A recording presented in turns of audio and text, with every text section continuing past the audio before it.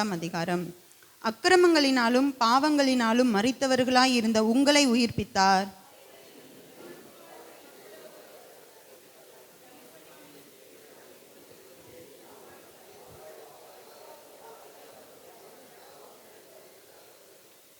அவர்களுக்குள்ளே நாம் எல்லாரும் முற்காலத்திலே நமது மாம்ச இச்சையின்படியே நடந்து நமது மாம்சமும் மனசும் விரும்பினவைகளை செய்து சுபாவத்தினாலே மற்றவர்களைப் போல கோபாக்கினியின் பிள்ளைகளாய் இருந்தோம்.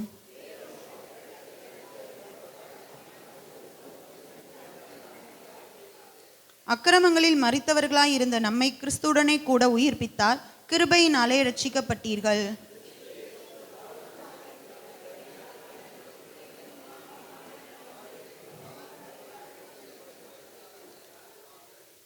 கிறிஸ்து இயேசுவுக்குள் நம்மை அவரோட கூட எழுப்பி உன்னதங்களிலே அவரோட கூட உட்காரவும் செய்தார்.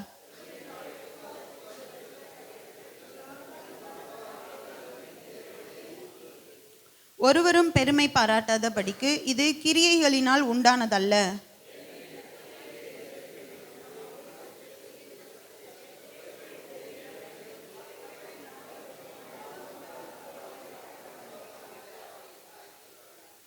ஆனபடியினால் முன்னே மாம்சத்தின்படி புறஜாதியாராய் இருந்து மாம்சத்தின் கையினாலே செய்யப்படுகிற விருத்த சேதனம் உடையவர்களால் விருத்த சேதனம் இல்லாதவர்கள் எனப்பட்ட நீங்கள்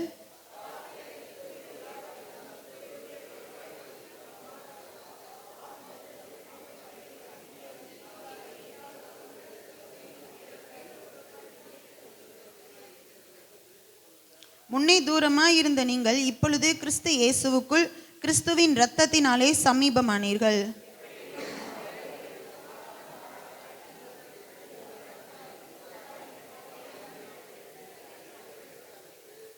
சட்டதிட்டங்களாகிய நியாயப்பிரமாணத்தை தம்முடைய மாம்சத்தினாலே ஒழித்து இரு திறத்தாரையும் தமக்குள்ளாக ஒரே புதிய மனுஷனாக சிருஷ்டித்து இப்படி சமாதானம் பண்ணி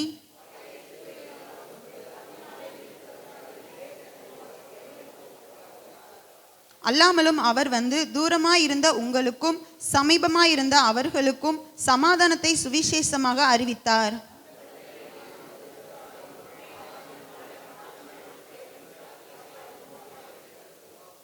ஆகையால் நீங்கள் இனி அந்நியரும் பரதேசிகளுமாய் இராமல் பரிசுத்தவான்களோட ஒரே நகரத்தாரும் தேவனுடைய வீட்டாருமாயிருந்து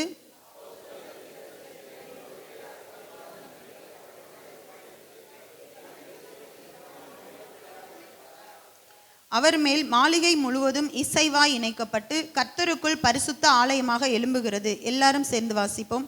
அவர் மேல் நீங்களும் ஆவியினாலே தேவனுடைய வாசஸ்தலமாக கூட்டி கட்டப்பட்டு வருகிறீர்கள். ஆமென்.